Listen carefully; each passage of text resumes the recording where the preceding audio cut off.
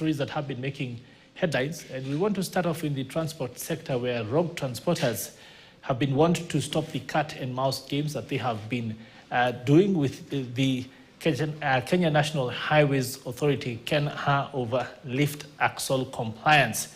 Mariakani Cluster Manager George Ngugi says that the lorries comply when they approach the static and virtual weighbridge stations, only to lift their axles when they leave that space and start to travel for long distances.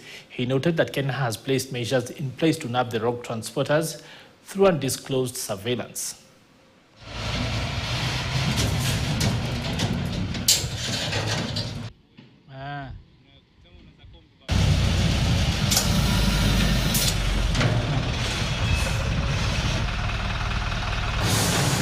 You basically get someone who is compliant at the weighbridge, but immediately after the weighbridge is where they lift the axles, travel all the way maybe to Nairobi, then they lower when they approach like at River Weighbridge.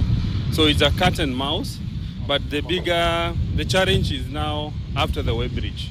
That is where we are looking for compliance. Currently, we are enforcing the ESC Act of 2016 at the static weighbridges. So we have seen improved compliance in terms of axle road limits, and also including the obtaining of permits as per the schedules provided. When the truck is compliant, you are not stopped at the weighbridge. So you are cleared by the system, you go and come back. The same case applies to East Africa members trucks, which ply between Nairobi, Kampala, and other parts of the country outside the East Africa.